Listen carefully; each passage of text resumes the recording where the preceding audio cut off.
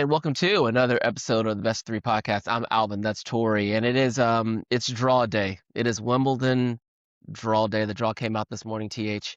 I got up really early. I was at high levels of anticipation, mostly for where does Miss Serena Williams land, and we'll get there, I promise. Right. But yeah, I'm super pumped, ready to get back home in a couple days here to enjoy this tournament along with you. But before we get started, first and foremost, how you doing?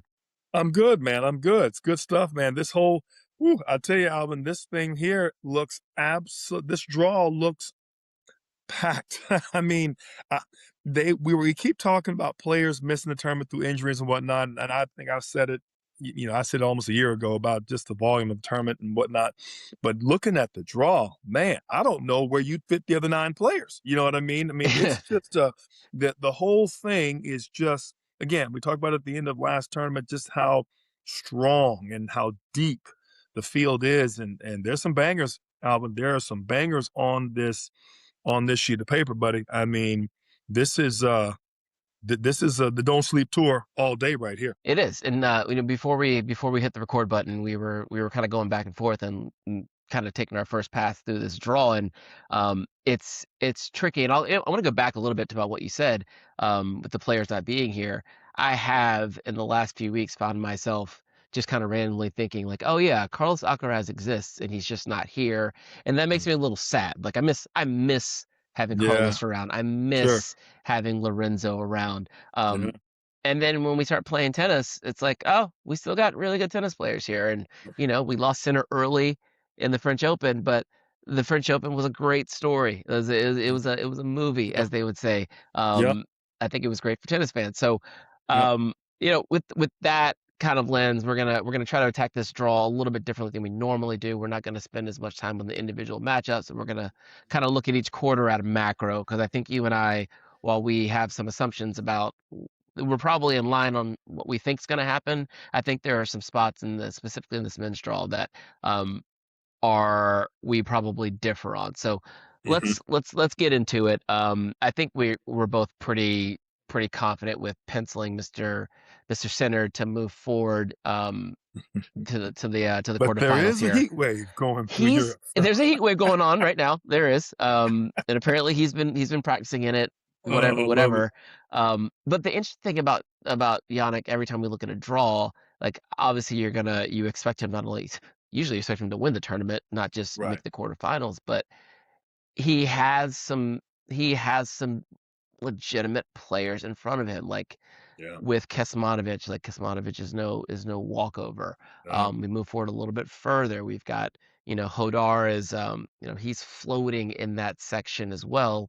Um, I mean, even down to Casper versus Hurkacz. But yeah. like Puberty. Yeah. realistically, do you see any or let's put it this way. Realistically, what is the earliest level of resistance you expect to see for Mr. Sinner? I personally think this could be and this is going to sound weird for me. I think Sinner is going to get resistance every round. And let me tell you why I say that. Number one, I think the Juan Martin Cerundolo match has shown everyone push the guy deep. You just don't know. He may dot dot dot. Right. And I think because of it not being Francisco, it was the younger lefty brother who's not quite as high, at least not at the time. That just gives everyone a little bit of extra, will and motivation. Do I think that he will prevail? I do. Do I think he will get through and potentially win the thing? I do. I just feel that he will have resistance all the through because of that, what just happened. Do I see that? Am I looking forward to a possible you know, Rafael Yodar, I do. I'm looking forward to that one. On the same end of that, you got guys. I'm really looking forward to that Daniil Medvedev, Marin Cilic match. I think both those guys can be dangerous on the grass. And not to mention, Tommy Paul, who's a phenomenal returner and fast, and he's the American version of Demonor in that sense of things. And so both those guys will be dangerous, and they're both fast like Yannick is, and so both return pretty well. So I just feel like there's a lot of meat in this top half of the quarter. And I'll be honest, Alvin, I stand by that. I really feel like a lot of players just kind of, while they while they respect heavily Right. his level, I just feel like they all know what we've kind of been alluding to off and on with. There's always that asterisk in there somewhere about with him somewhere in the tournament. And if you kind of pick up what I'm putting down, Alvin, for the last 3 of the last 5 or 4 of the last 6, there's always been that weird kind of Mm. tricky match in there, right? It happened here last year with Dimitrov, where he stopped. Now, mind you, he's always most of the time rebounded, but the French should have put a stamp on that and said that was a blip. And the French actually made that chasm be a thing with being with 2 sets up and a couple of breaks, and then he went down. Didn't win another game, if I'm not mistaken, or only won 3 Yeah, games 2 more at the end games of in that the whole next right. 5 through 2 So sets. Yeah, yeah. right. So I say that to say I think everyone will push him with the thought in mind of that could be me. If I can just push him, and withstand, we are 3 out of 5. And while the conditions aren't maybe as hot as Paris was, that's why I think that he's in for a tougher route than most. He can't win off of sheer ranking and just phenomenal ball striking because of what has transpired. Yeah, and I like the way. I mean, for him, I feel like I'm with you.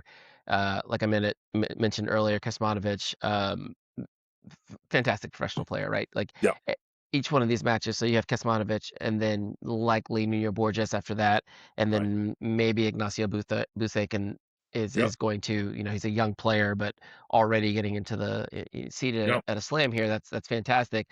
But he's progressively working himself in the tournament. So if we get into sure. the second week and he starts, running into the rest of the potentials on the bottom half of this quarter, I Right, think he will be prepared, ready to go. Because granted, he hasn't played a match since the right, French Open, right? So right. I don't think he's rusty by any means, No, but there is some. You always want to get the machine rolling as we start a Grand yep, Slam. Um, that bottom half of this quarter has not only a few fantastic first round matches, Casper versus Hurkacz. yep, You've also got I mean, hell, even Struff versus Baez, maybe not on the yeah. surface, but that Cilic Medvedev match, right? You've got 2 former Grand Slam champions, both quite good on fast surfaces, have both Quite tall, historically tall, big done well, big serves, big serves. groundies. That's going to be a big one to watch right there. And I Yep, think, honestly, if either one of those players, their best chance of beating Jannik Sinner in a Grand Slam is likely here. right, The last 2 players Sinner has lost to at Wimbledon, Novak Djokovic, Daniil Medvedev. So, not obviously not in succession, but that is a I'm not going to say it's a bad draw for Sinner. He doesn't really get bad draws, but right, this is probably the worst right, possible draw of having to go through 2 right, players. We'll get to right. Novak in the next section. In succession, potentially that have beaten him before in order to get to the final of this event. But we don't have. And what if he faces those guys after a couple of 4 or 5 set ventures? That's I guess that's what I'm saying. And that's just to me what I look at. You've now got the death of 1,000 cuts. The accumulation, the accrual, Sure, all sure. of that leading up to that, right? And mind you, Daniil is obviously, you know, he's to your window. He's on that fading side, and we know Miranda's on the other side of that. So he's certainly not a spring chicken. So I feel like both of these players, Father Time being what it is, you would like to think that they would be. They're going to take it out on each other as well, right? In Right. the first match, but whoever is left standing when the dust settles, that player goes into the next, that round 3, almost round 4, with just enough legs, just enough, rest to be sharp and to head into this thing. And that's where I'm saying, that's where that matchup, if everything goes to plan, that's where that matchup could be a little bit dicey. You know what I mean? Daniil knows he can beat Jannik. Cilic can beat anybody on his best day. I On his best mean, day. Yeah, sure. so Especially here. Especially here. and those are things where again, and we're not even talking about the Dardaries and Ethan Quinns and the Herbies and the Casperoos. I mean, we got some legitimate ball players. Tommy Paul, you know what I mean, in the mix. I mean, you got a lot of there's a this as I say, Alvin. I don't. Who would you bump out if you I'll added the other 9 players? You know what I mean? I'll push back on the Tommy Paul of it, because Tommy is like, obviously everything you said about Tommy makes a lot of sense, but I think Tommy is less impactful against Jannik here I agree. because we're talking about very, very similar traits. But Sinner is better at all of them than Right. he is. The other players that can hurt him on this surface, big servers, right? Like that you're gonna have to serve your way through him. Right. You're not going to be able to play Yeah, on the grind. baseline and grind your Right. way through Right. him. It's not, 100%. especially not here. That's why I think, and then we have the we don't knows, right? Rafael Hodar, it's his first, tour level grass court event is Wimbledon. Yep. He played junior Wimbledon. I Yep. think he missed, maybe reached quarterfinals. He played an ITF. That would have been Roehampton, right? I believe he won that. So he has had some success on the surface in juniors, but not at this level. But Right. we have a lot of youth here as well, like Buse, Hodar. Let's not overlook Landaluce, right? Yep. Even Mehedovich, right? Yep. They're all also looking to make their mark here. And I think that's the same thing continues as we go down the draw to the next quarter. Um, I feel like the top half is just kind of like, this seems to be where the action is right now. Yeah. Along the same lines with the youth movement. Like, you have Fonseca sitting here at the bottom of this quarter, Yep. looking for a potential rematch with Novak. But as we zoom out, right, we've got Felix as the top seed in this quarter. Yep. I could, yeah, I could see him he can make the quarters here. His section, the top half of this quarter, fine. Yeah, that's doable. If he's playing well, that's all I'm gonna say. If he better be serving and returning like the new Felix and not like the old Felix. And I'm gonna say the same because and here's why. You got some up and comers like Dino Prismic in that mix. And Luca Van Ash, You always Luca, you never can count out Cam Norrie, that's true. who is from the surface, right? We got to keep in mind, and he loves that shovel backhand. You know, we can't say enough about Leonard 10. And then, of course, as you start getting down on the other side, Novak, you got to think with Novak's return game and his serve being pretty, and he just played it so many darn times. He knows how to get through even the big servers like Rinder Kanesh and others, and he just knows what he's doing. I'm with you. There's more question marks for me for Felix on the top half of this than there are to me for Novak on the bottom half of this one, personally. This is a really good section. I mean, I think Novak actually got a fantastic draw, because I do too. while his ranking has dropped based on his finish at French Open, he still effectively commands this quarter, right? Like, Right. you could flip flop he and Felix's seed, and it doesn't really matter. Like, Right. this is a good spot for him. And 100%. to your point about knowing what you're doing, I think that's obvious, but I think that's the quintessential. That's the kicker about Wimbledon, right? It generally takes some players some time to be able to get used to playing on grass. Yep. One. And then two, even if you get used to it, not that many players are good at it. Right. I think that, along with the short. And before you go that, and you had to have this skill. This is not a skill you necessarily develop. In other words, if you're a big server with okay returns, you're not going to get phenomenal at returning in 3 weeks. You know what I mean? If you Right. are a counterpuncher who loves to be on the run, you're not going to get a big serve over 3 weeks. You know what I mean? You're not going to get transition and slice. Everybody has. These guys are all darn good. To your point, you had to have a little bit of that coming in or Right. have developed it over your career. Novak has added big serve, big forehand, and transition over the years, plural, into his game. And therefore, that's what you see now is a totally complete player, albeit on the older side. So that's my point about him. When I look at guys that can do a few things that are pretty nice, they just don't do it all, and Novak, unfortunately, does it all. And I think that's why I say you're exactly right. You can flip 3 and 7 here, and he really is in a good spot where 8 or 6 may not have such the same draw. He's literally in the sweet spot, of where he could have landed, in my opinion, to get through relatively, again, according to plan, relatively unscathed. Yeah, I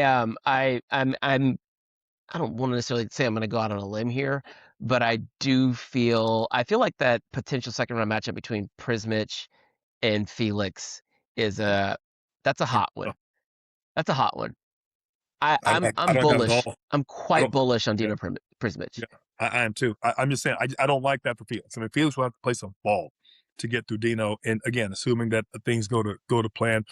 Adam Walton's a big server from down under, but and the same thing with Cam. I mean, Cam just knows how to play on the surface. He's left-handed. He's got that funky forehand. He's got great volleys around the net. He knows how to shovel that back and keep the ball low. And in the first week, Alvin, as you know, the ball skids a little more. It's slick. You know Yep, what I mean? Get grass the thicker. second Yep. week, and this becomes striker's paradise a little bit more because you can get your footing.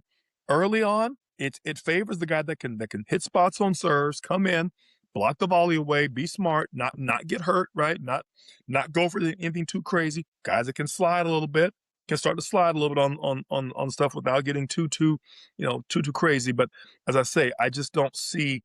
I see this being more of a I see this quarter being a lot. There's a lot of guys here that I can, when I look at their player type, I see big hitter, big striker. They can be dangerous, but right. I see good mover, good counterer, but and I see almost each person being that way. You know what I mean? And then I kind of look, and again with the notable, I can do a bit of both. Just don't sleep on me in your in your Botas.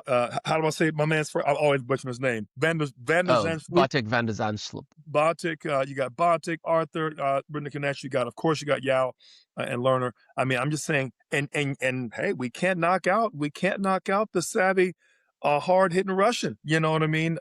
Andre is right there, and kind of right in the middle. Who would place if things go to plan? Novak. So I'm a little less bullish on Well, I mean, even Stefanos. before that, you would have a potential matchup of Yao Oh, of versus Yao. of Rublev, and that would be like I think one of the interesting things about with Fonseca and even Leonard Tien, right?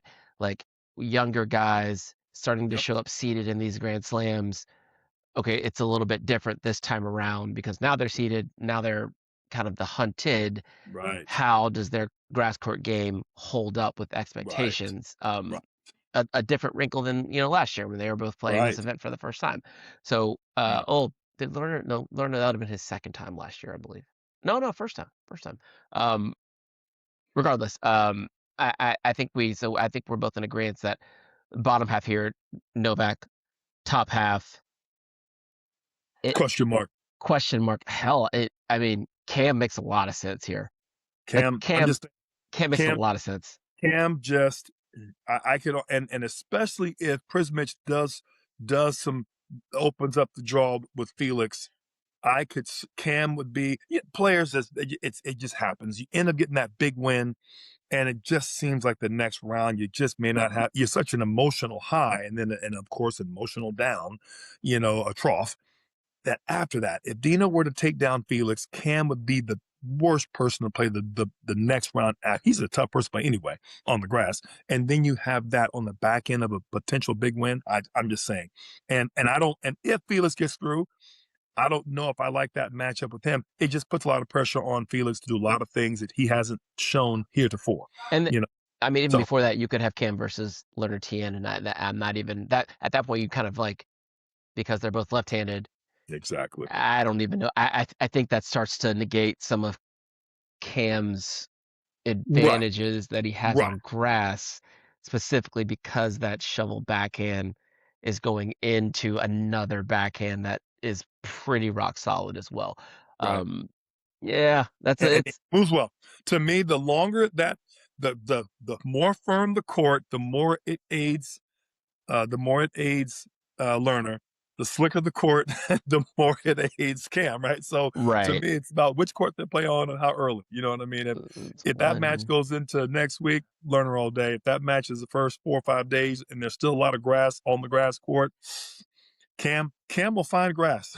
he will find the Yeah. blade of grass. Oh, I'm actually misreading this one. So Cam goes up to Felix, and Right. he That's would what I was play saying. Lerner Cam will go in the quarterfinals there. So or yeah, 1, 2, 3, 4. right. Yeah. So that would be to your point about how different the surface actually is between week 1 and week 2, or day 1 and day 8. Yep.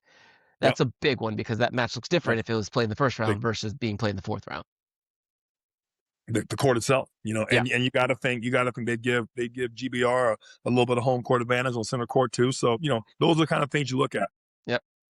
All right, let's keep popping down here. We've got this would be effectively the Ben Shelton quarter. Ben on the bottom, de Minaur on the top. I think the action here is down at the bottom.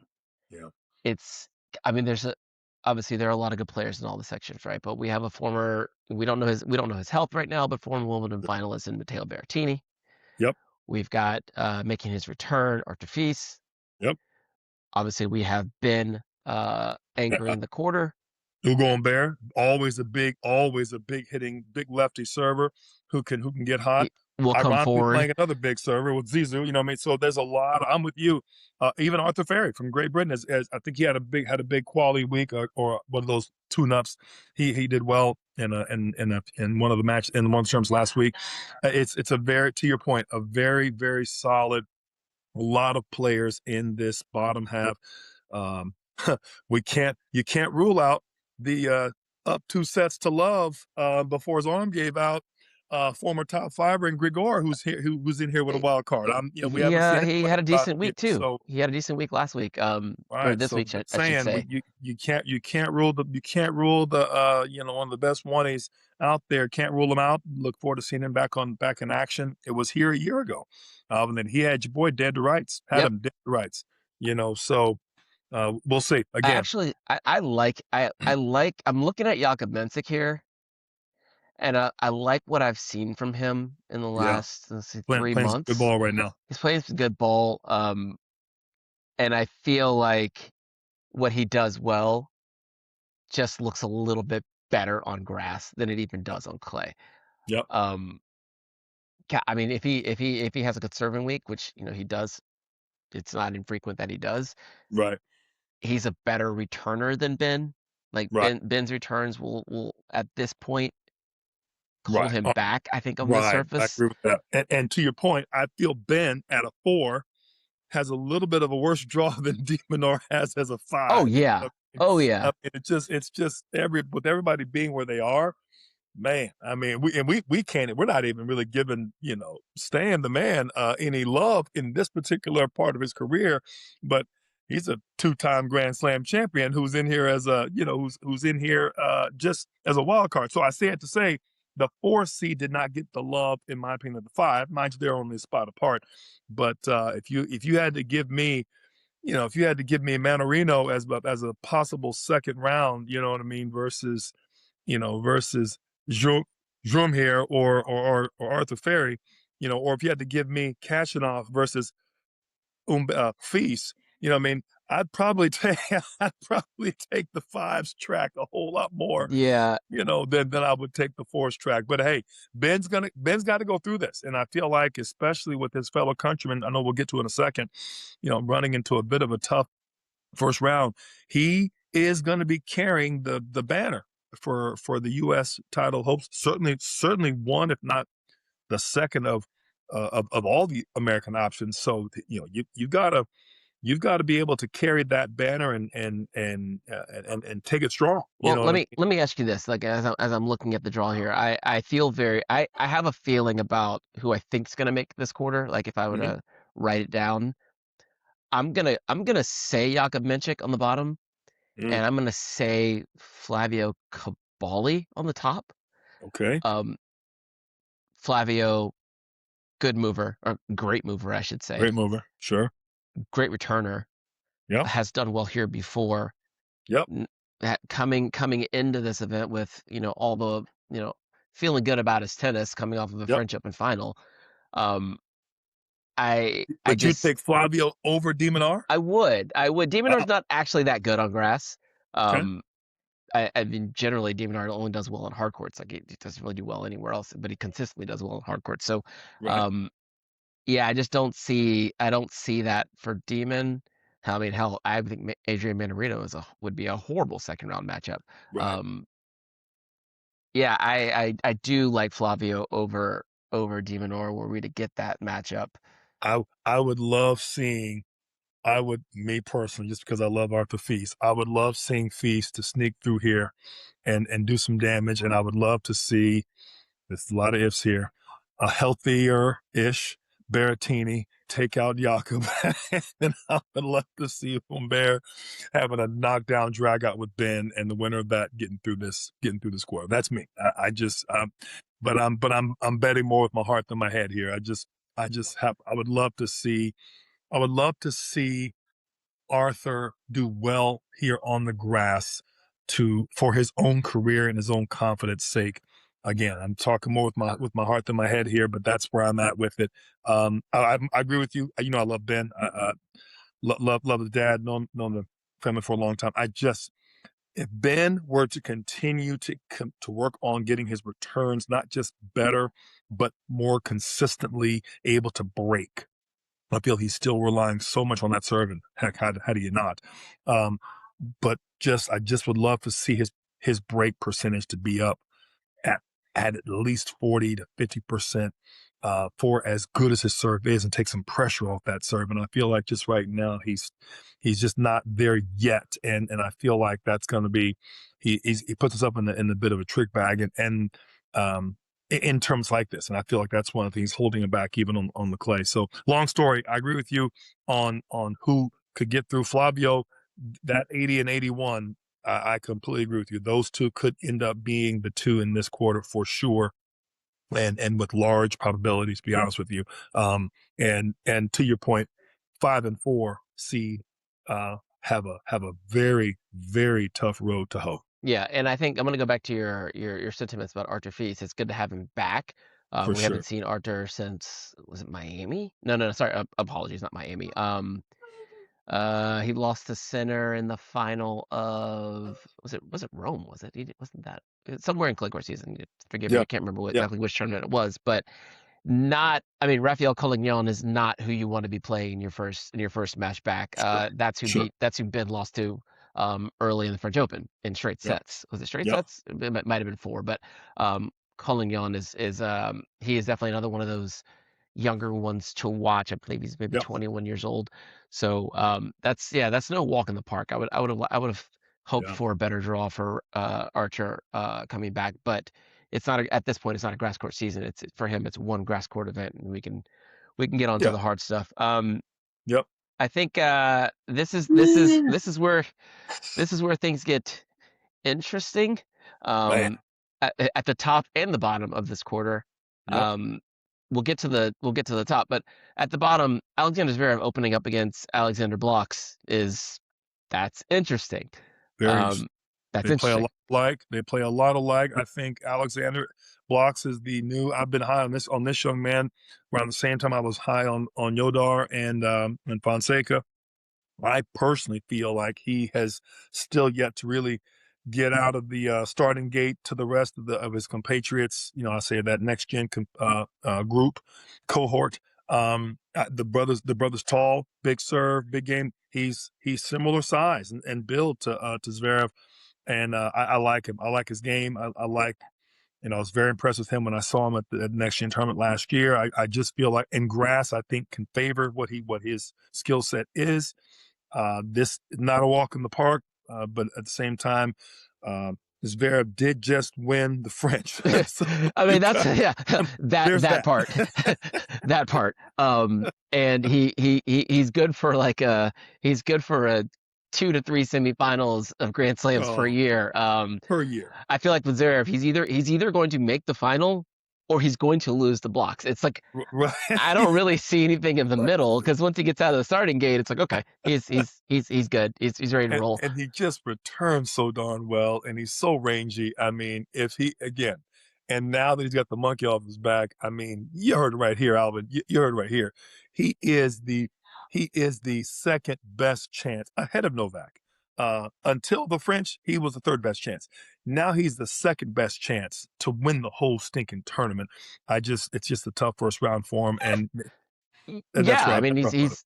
I don't think there's much resistance for him on the bottom half of the draw. That's kind of the he's the second best chance, because anyone else that has a chance is on the top half of the draw.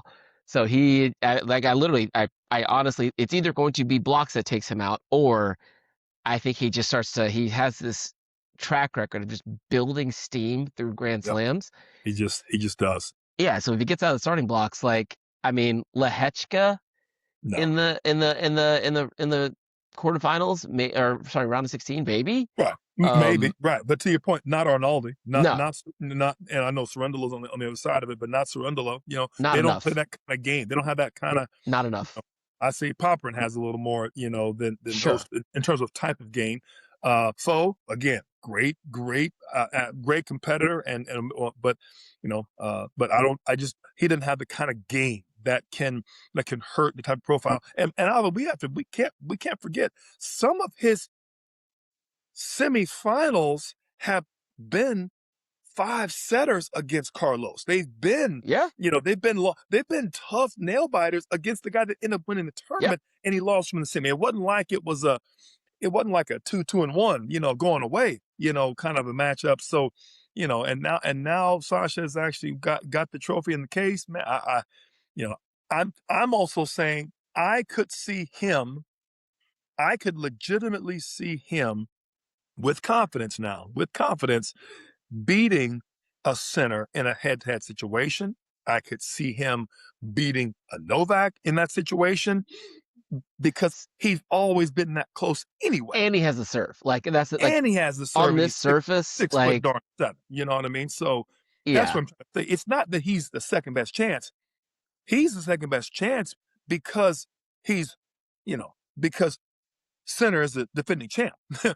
Otherwise, he'd be the champ. He'd be the number one chance. And as I say, going into this tournament, who's more consistent, year in, year out? Alexander Zverev. Right. Yeah. Let's go to the top half of this quarter. Fritz Draper is like the match of the first round, likely in the 100%. men's side. Both players have had some injuries in the last few months. Both have come back. Taylor came back, I think, at the French Open, lost early.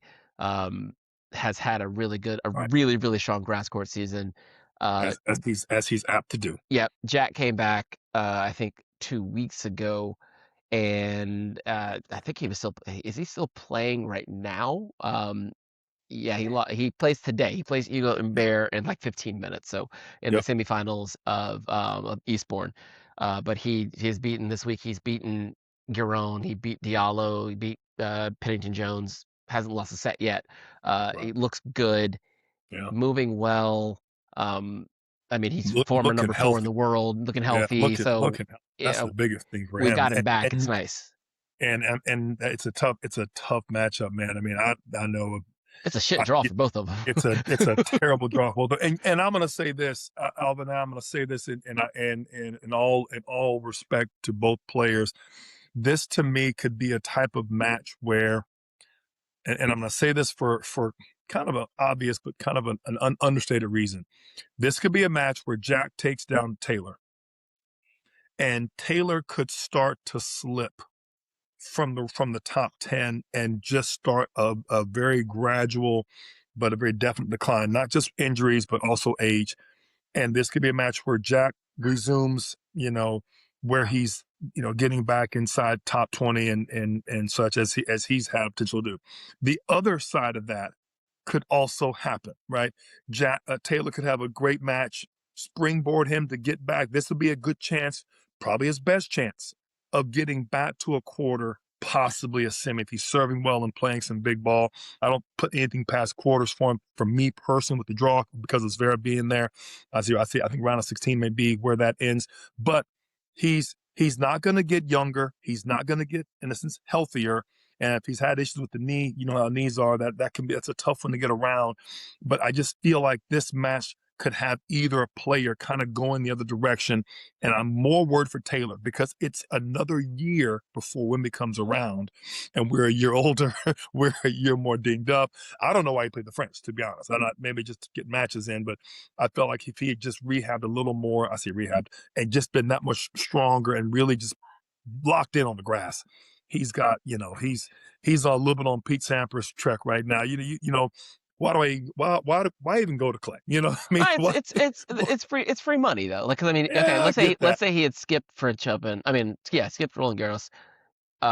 What does that change? I mean, he did well in the next two grass court events, right? He did well. He finally won Totally. one of them. I think he finaled the Right. other or semifinal. Like, eh, 100%. It's no reason not to play. I mean, it's the French Open. Why not go? I'm just saying.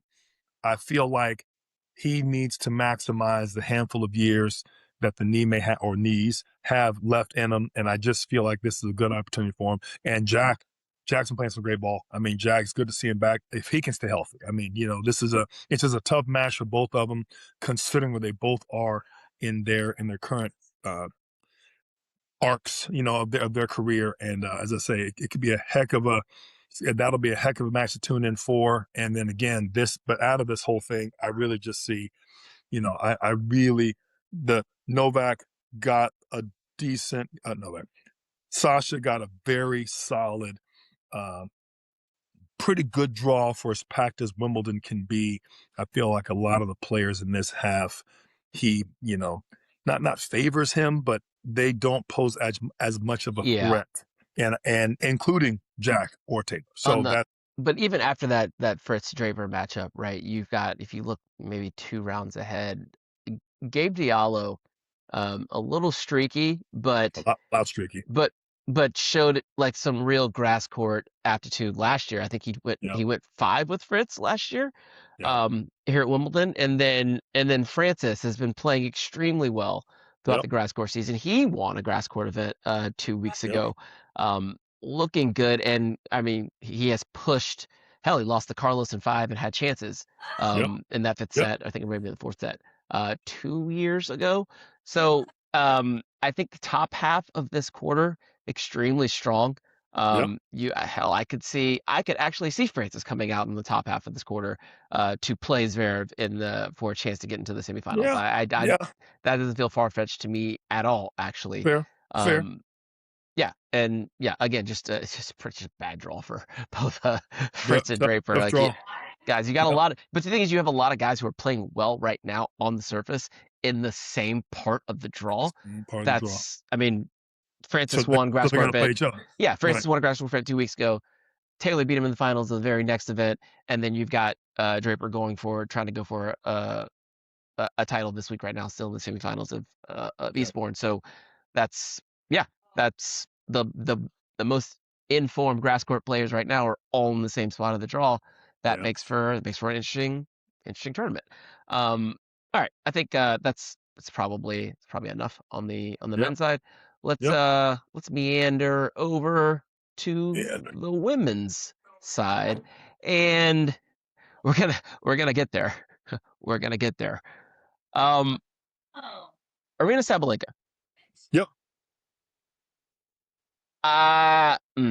We used to. I feel like we were in this space, and early in the week, I had Anastasia from Grounds Pass on, and we talked about this, and you and I have talked about this, and I think in our previous podcast, the former, the previous, where we thought, Aryna Sabalenka extremely dominant.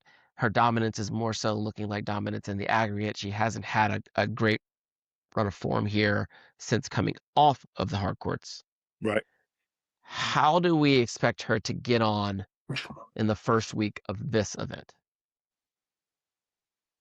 I expect nothing less than her best.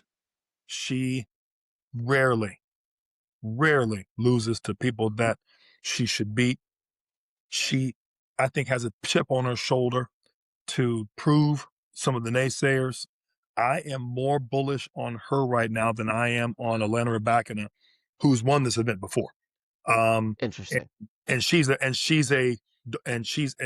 in my opinion, Rybakina is a second or third best option to win the darn thing, not just off history, but off of game style and size and serve and everything else on paper. I actually like it when people are doubting / worried about Aryna. I think she plays better. I think she needs a little bit of something to prove. I think she just has that kind of level to her. Again, I'm talking completely just anecdotally. Clearly, her game's there, and she moves well and plays well. I think last year was a bit of was not a fluke in the sense that who beat her? Amanda, right? Did my girl Anisha beat her last Yeah, year great match. here? So a great match. So maybe just kind of thought Amanda might just kind of buckle under the pressure as she's done before. And obviously Amanda didn't do that, and yet unfortunately Amanda buckled the next match Next match, just pushed it out. She just mistimed it. Pressure deferred. She mistimed the buckle. Buckle deferred. Buckle deferred. Right. But with that being said, she did reach the semi, right? So you gotta, to me, the consistency is there. If her bad match was losing to her in 3, if her bad match was losing to Coco in the finals of France, if her, and again, we know she does some bad matches and so on. But her her losses, not bad matches, losses. Her losses tend to come in semis and in finals, and occasionally, maybe a blip somewhere else. But to me, you cannot count the woman out. She's just played too much good tennis. She's gonna make you beat her. She has more than enough other ways to beat you. Returns, transition, obviously the serve, forehand, and backhand are all quite solid.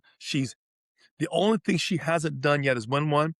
I also think, Alvin, I'm gonna add to this. You mentioned this before. She is in that window of where it's at that meniscus, so to speak, where she's starting potentially. I think that makes you focus a little bit more. And I think she knows I really need to win one of these, before it's all said and done. I think this could be that year for her. I feel like 2 or 3 of the others who are up there with her, who I was so high on, maybe Australia, I just haven't seen them have some of the staying power. And, I like her chances against them on grass. So that's why I feel like she's in a really good situation here. I think her consistency, which is the strength and the undertow, but at the same time, is going to continue to carry her through. And to me, she's still the favorite. You wouldn't bet against her. Okay. I'm gonna break this down into a few different pieces, and let's just go at this kind of like what match by match might look like. Sure. In the second round, if Olyankova can take out McCartney Kessler, so Olyankova is who beat Rybakina in the French Open. She's tough. Like she's tough. She's not going to be overwhelmed by the moment, having just beat a standing Grand Slam champion in the last Grand Slam, right? So that is one thing that, like, the number 1 seed and a Grand Slam champion, number 1 player in the world, generally comes into these events, into these matches with is a little bit of a long shadow that could maybe shake a player walking onto the court. Okay, that's going to be kind of tossed out against likely Olyankova, right? I'm not saying she's going to beat her, but I'm saying she will not. She won't be a walkover. She won't be a walkover. She won't scare her. Honestly, I think after that, it starts to get a little. Now it gets very situational, and she's gonna have to lock in from the third round on. Emma Raducanu, we've talked about Emma at length, but one thing I will say about Emma Raducanu is that her best surface is actually grass, right? 100%. Not only like she the things that she does not do well are mitigated because of the surface. Sure. And also grew up playing on it, right? And seems to be playing well right now. She back with her old coach. She's finaled an event 2 weeks ago. She's in a good vibe space. And they played last year, and Emma played her tough. I think it was 4-4, something like that. And obviously the crowd will be with her. After that, you get likely Naomi Osaka, right? Interesting thing about Naomi Osaka and Aryna Sabalenka, they both won 4 Grand Slams, and neither one of them have won an event on grass ever at any level, right? The shorter points, I think, I give Naomi a better chance than normal.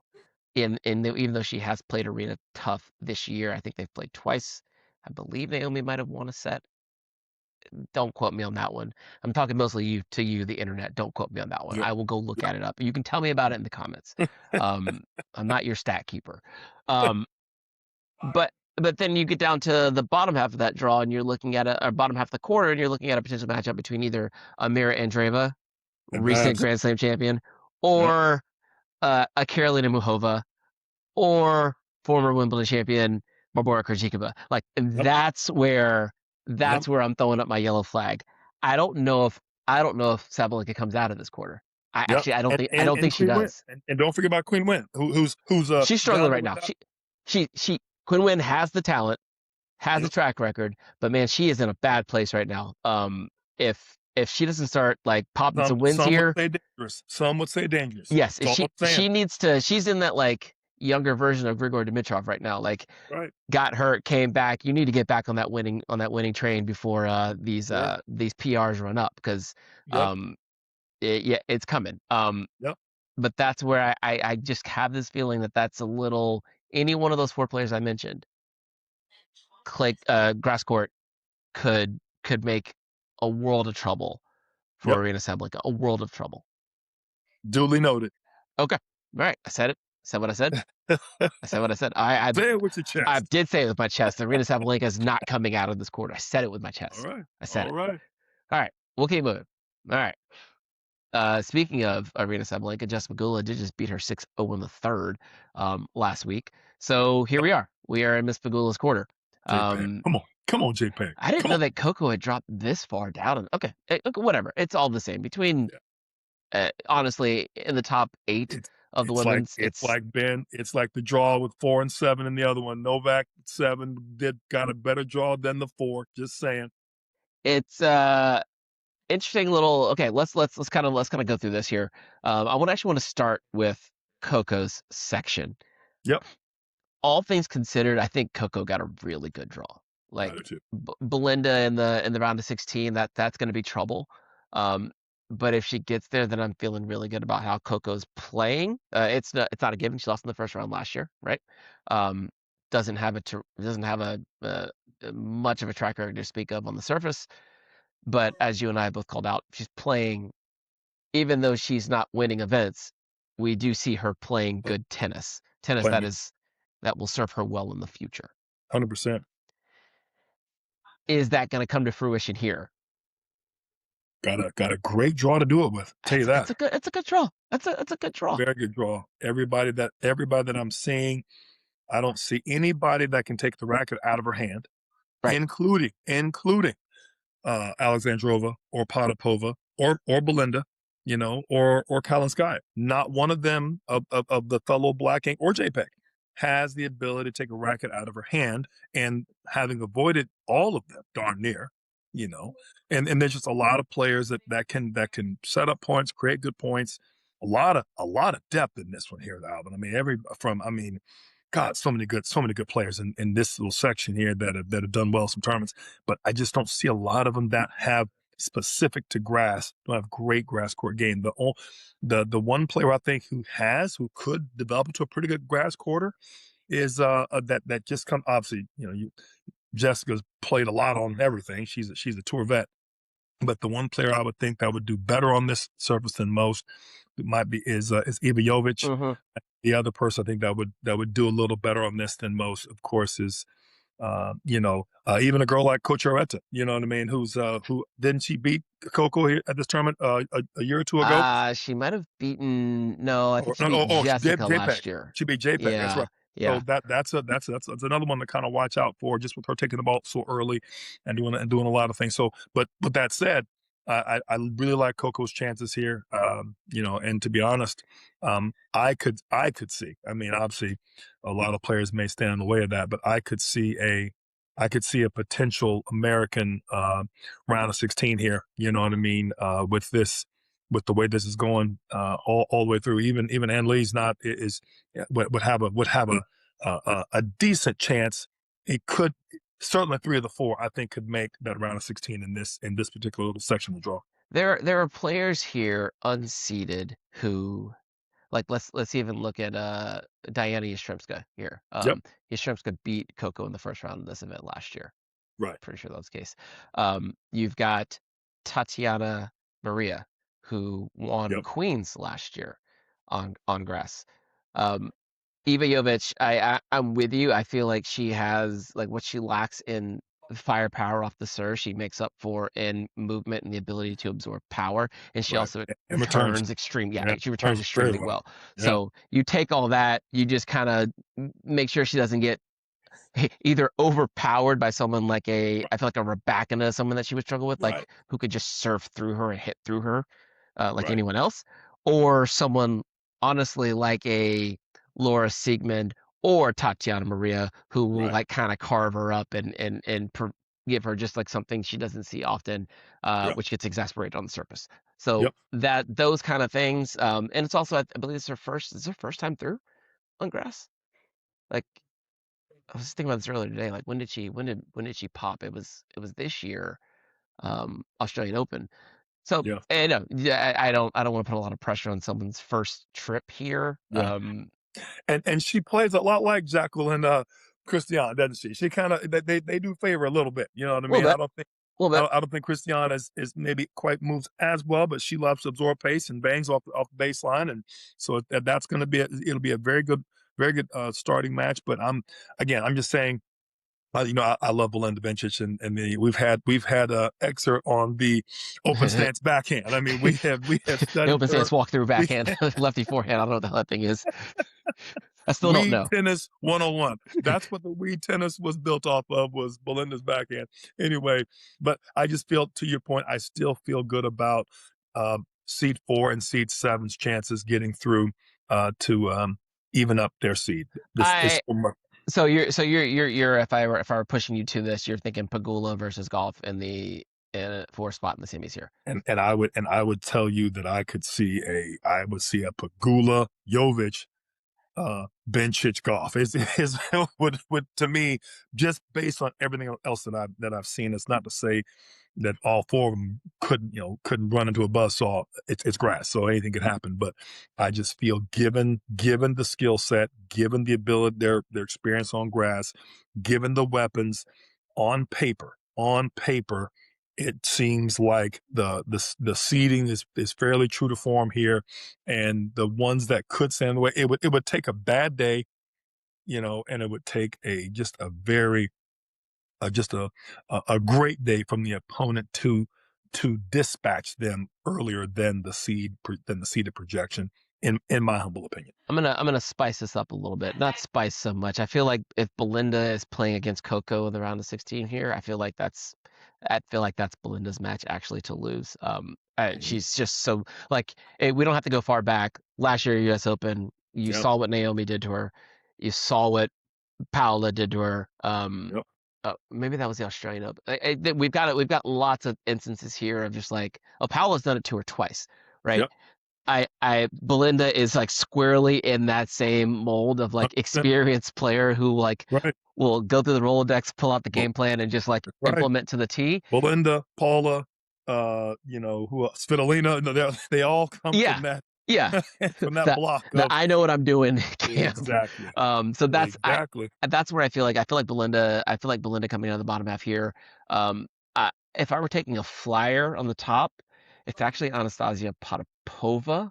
Yeah, she plays the ball right now. She's not just playing some ball. I feel like she's hit a new level in her her career. Like I think she's actually starting to hit work and the towards her French peak really here. solidified that. Yeah. Been working with Dinar Safina, if I'm not mistaken, for the last several, I think since the start of this year, and really doing some great things. And Dinar did Dinar win one? I thought she won at least one. That if not right. got to multiple finals during that couple year stint when she got to top in the world. But my point, every bit as good as any of the Russians that that back when she was playing. I mean, she was maybe not quite as charismatic and as fun to watch as her brother, but she was certainly every bit as good, as far as quality of wins for that length of time. She was so to have her as your coach, that's a huge thing. I feel like Safina. I feel like Denora was she. If I go back to her, we did a special on her on the top 25 women in the last 25 years. I think Safina was like one of those, got to one of the world, but didn't win a slam. But didn't win. I think she finaled like 2 or 3 slams or something. Yeah, but I thought for sure I thought maybe she was in that category. If she did win one, she may have won one or got to 3. I thought it was more finals than that. But to your point, Wozniacki was in that same category for a while. Right. Who you got here? Okay, this is this fun. one here to me was the toughest section in the draw. And when I looked at it, let's just go ahead and get this out of the way first and foremost. Serena Williams, Maya Joint in the first round, potentially Alexander Ayala in the second round, and then potentially, I'm going to get to Giga. that, Iga in the third Yeah. round. I hope Serena handwrites her own thank you letters because that's a fantastic draw. That's a fantastic draw. That's how you write it up. I'm Yep. not gonna call myself a prognosticator, but I did. I did when we were talking. I was talking to Anastasia in our last podcast about what would be a good first round matchup for Serena Williams, and I did specifically name Maya Joint. I think I'll put that. I think I'll put that clip in right now. Okay, and then it happened. So it happened, and I also might have said something about Alexandra Ayala at some point in time. If that happens, then I'm going to put that clip in right here, and then we'll see. We'll see, right? So actually we won't because this is the draw show, and that'll happen in the future. But anyways, Serena, by all accounts, looks great in practice. We've also Yeah. seen what she's done in doubles. That was a few weeks ago at this point. Go ahead, bring it. Bring it. I mean, hell, Taylor Townsend could beat Iga in the first round of this. That's what I was gonna say. Be careful now. And then you've got Pliskova in the second round. Like Serena Williams versus Karolina Pliskova in the third round of 2026 Wimbledon. Why not? Why not, TH? That the lower half of that draw certainly has a lot of drama and there'll be a lot of eyes on that match. My eyes are going a little bit on the north side of this, because I feel like the north side is who's going to come out of this draw. Aryna Sabalenka has been playing some great tennis all year. She's the person to beat, even over Iga, in my opinion, despite the 3 and the 8 seed. Donna Bencic is playing some great tennis. She's been playing great tennis. Really good ball. Emma Navarro has been playing some good ball. Also recently, been playing great tennis. Right. And Marta Kostick, literally had almost owned the clay court season. So, and we can't write off, we can't form her top 5 last year, Jasmine Paolini on the, as on the top half of that, the top of the bottom half of this section. So I personally feel, that between those 3 people, by that I'm talking Aryna, obviously Donna, and then Marta, I just feel like the 3 of those will, again, and that all respect to the queen herself, all respect to Iga, defending champ, I might add, I just feel as of right now, the top half has been playing a little better tennis right now than the lower half. Ayala's had some good tennis, played some good ball, had a couple good wins recently. I just feel like the top is playing a little better right now. That's all I'm gonna say. I mean, there are so many as you go through this. I mean, even someone like Ashlyn Kruger, who I've formerly been high on, and just maybe her best tennis is in front of her, I hope. But she did qualify. Winning 3 matches on the surface to get into the tournament is a really good sign for a former top 50 player. And then coming up against Donna Vekic, who did have she lucky losered into Queens, and then won it. And then won it. Yeah. Won it to go to the final. Yeah. Yeah. I think she beat Raducanu in the final of Queens Club. Is that right? Yeah. Anyway, that sounds about.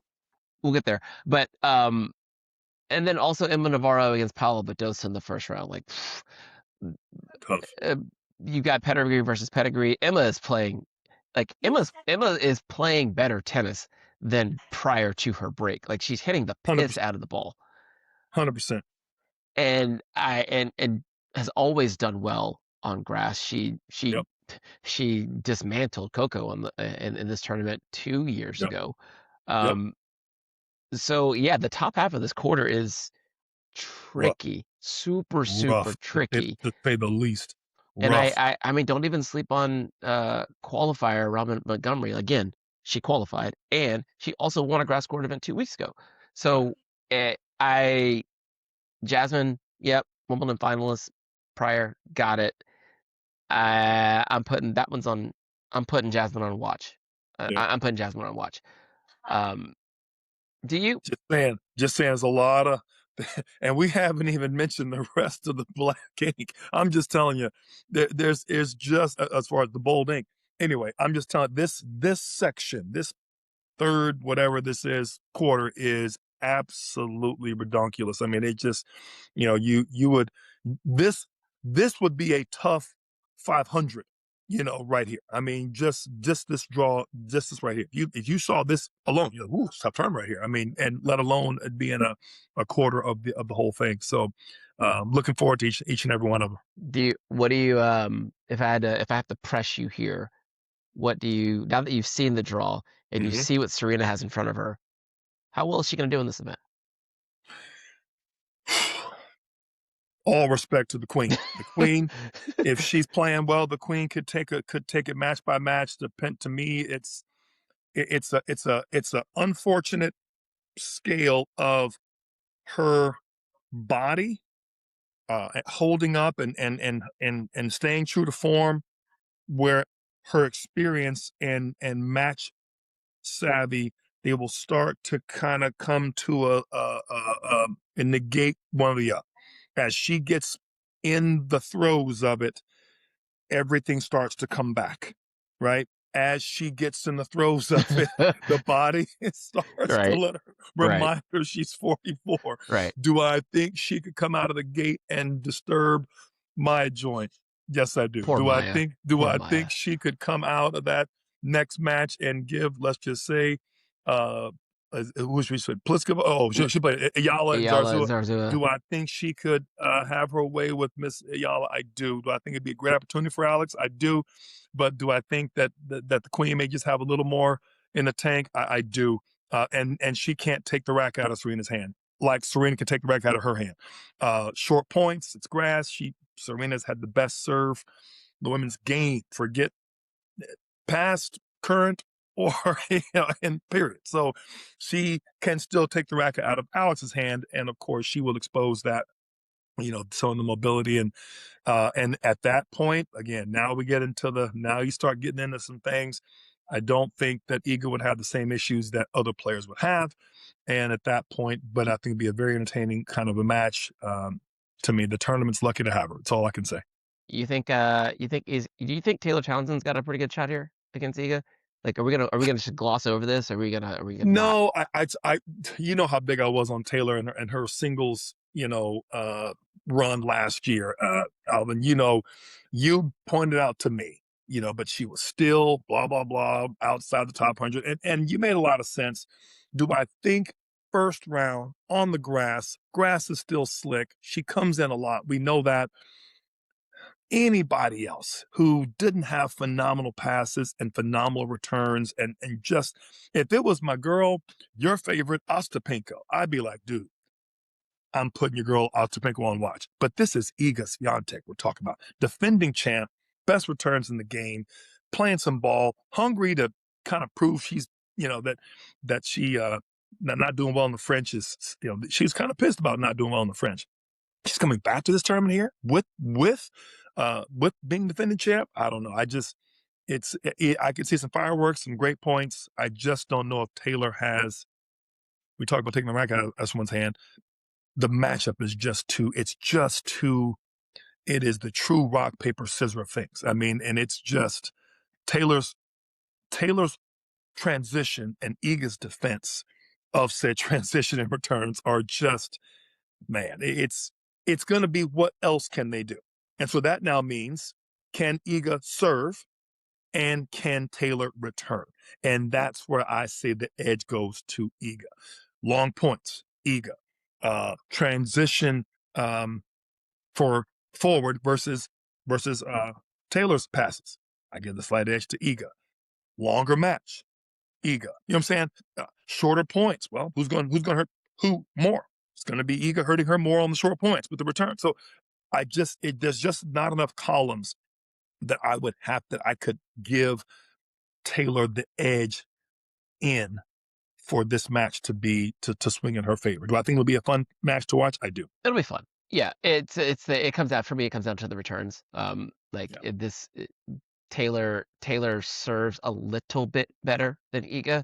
Iga Agreed. returns heaps and mounds better than Taylor, and Exponent. that ends up being like a 3-4, maybe 4-4 kind of match. Like that's kind of how that nets out. Sure. Maybe 2 breaks to serve in the first set, 2-1, and then Right. like 2-1 in the second. It'll definitely be on break, won't it? And it'll be there on will be break. some like it feels like like Iga will break her twice in the first set, Right. and then Taylor might save one of them, and Right. then And there'll be 2, if not 3 breaks in right, the yeah, that's yeah, how I looked at it too. And I could still see it being a 7-5, 6-3. yeah. You know what I Same, mean? same. Yeah, just 100%. when it It will happens. not be a walkover by any means. And Taylor, and hats off to her to make this main draw. Happy for her. All right. Bringing up the back end here, we've got former Wimbledon champ Elena Rybakina at the bottom. Last year's finalist Amanda Anisimova on the top, Yep. sprinkling some Madison Keys and a little bit of Dina Schneider, even a little Yeah. bit of Lisa Mertens and Laura Sigmund for Yep. good measure. This is fun. Like this is On fun. of Kim Burrell. I mean, you've got some. There's some meat in the whole thing, but down here, I felt like it was pretty a little more evenly. Uh, I'm going to say evenly spread out a little bit. The 2 or 3 people that I look at when I see this thing right off rip, that we have to keep our eye on is Talia Gibson. I think has a very good grass court kind of game that could do some things. I'm also looking at as far as players that you just don't always, Katie Bolter, of course, no stranger to the grass herself. And you gotta give it up for Katie McNally, who also has some great returns and plays the transition game pretty well herself and has a nice serve. So I had to call out those 3 non bolded names. I'll be honest, Alvin. I think personally, Maddie Keys has been playing some real good Don't ball. say it. Nope. Don't say it. Don't say He's it. playing some Don't good say ball it. out. We He is ignore going into Madison Keys. We ignore her I know it. until I know it. God But bless. just saying, she has been, and I know you don't. And I'm gonna tell you who the bold print that I've been most worried about is Aryna Sabalenka. I mean, now she could turn it on within it's a switch for her, But mentally, she has not been she has not been the Aryna Sabalenka that won the WTA final in Australia and looked like she was going to have the tour on lockdown for the year. She's not been that player, arguably, for the last 4 to 6 weeks. And to me, that's concerning. You'd never count her out. Not only that she won this tournament, she won the tournament 2 or 3 years ago, and she's been playing better since. So you can't count her out. But I'm just a little concerned that we're not that I haven't seen her play this well as of late in the tournament that I feel really, really just matched up to her game very, very well. I mean, she's tall, she's long, she hits a great ball on return and serve. She can outstrike the best in the tournament. She can outreturn the best serves in the tournament. She's always on balance. She doesn't play a high risk game, even though her ball is huge. You just hate to, there's just a lot she does. And unfortunately, she's just not been very, I don't know, seemingly mentally locked in as you'd like to see going in. Otherwise, she'd be the hands down favorite. Yeah, she has had the spotty last few tournaments actually. Like, Yeah. and Like in some bad going away thirds. Like she, that's like white flag to me. That's just red flag for me, white flag for her. She just doesn't look like she's in the right space. Who knows? yeah, and I want to actually go back. I just realized that I made a mistake from a prior statement I made. I said that Olyankova, this is earlier, beat Rybakina at the French Open. It was not Olyankova, it was Stardutzeva, not Olyankova. Sorry. So take everything that I said about that previous section and throw it out Forget everything I've said to this point, right? does right? not match. It's not right. It is not right. I had the wrong player, which makes things very different. I think that was in Sabalenka's section. Yeah. So so Sabalenka wins the tournament. Just take everything I said and throw it away. But Rybakina, yeah, she's her last few events have had the similar cadence of when she was struggling last year with specifically around like the sleeping stuff. She was having issues with managing her energy, and it's like tough match and then like maybe one or two good matches and then drop off. She hasn't been able to string together, Yep. 4 matches in a tournament since Rome, right? Like Yep. she 2-and-out in Roland Garros, 2-and-out in Queens, 1-and-out in Berlin. That's not what you want to see for a number 2 seed coming into an event. No. And then couple that with, she's going to have probably a funky match with Boisson. I assume she gets through that one. Yep. It's the Katie McNally matchup that would give Yeah. me the reason to think we might see that 1-and-out or 2 matches and out again, because Right. I'm very high on Katie. To your point about the players not seated in this section, Right. she's Right. one of the ones that I'm extremely high on. Talia Gibson is another one. Yep. Tyra Grant, young Italian American. I think she's a Yep. American father, Italian mother. Plays under the Italian flag. Just either finaled or won an event leading up to this. Yep. And quality in here. Quality in here. So like, if she gets by Katie and starts to feel good on the surface, like not just on the surface, but in the place, like actually converting it at the Right. All England Club, that is someone who is like just chomping at the bit to make a mark for herself, and this is like Sure. the biggest stage in our sport to do it. Yep. The Evelise Dina Schneider, that'll be a fun first round matchup. Yeah. There's a like Kudermetova against Samsonova. Like Yeah. that's another. This is like there's some. Yeah. This like if I had a Lot grounds of really pass, good. if I had a Yep. grounds pass, like in this, You'd be watching those this matches. this is where I like if they put these sections like in the same few courts, like this is where I would be. This is 100%. fun. This is really really fun. And you can't knock the one I forgot to mention was obviously Laura Siegman and Elise Mertens. I mean that is that's a match. I got to think Laura's just out of being seeded. You know what I mean? So she did well last year, right? Didn't she? Was it right. quarterfinals last year, semifinals last year? I have 2 years ago.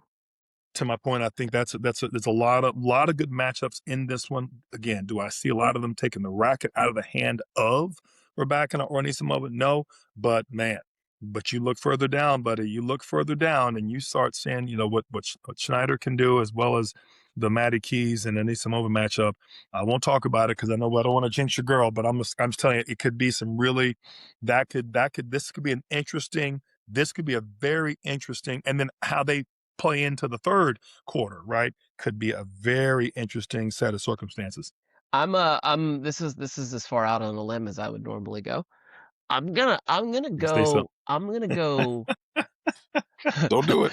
Don't do it. I'm gonna go Linda Noskova coming out of the top. Just so you can vote against it.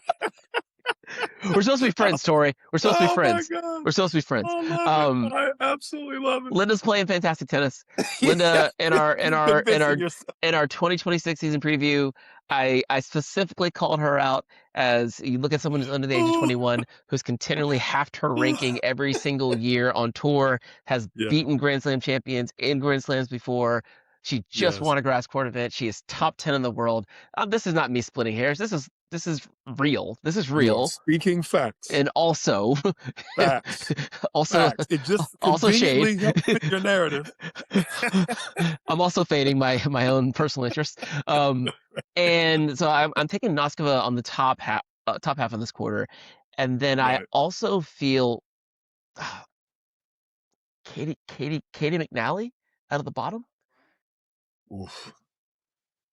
That's a lot. That's a lot of wishful thinking. I'm with you. Is it wishful? Is it wishful?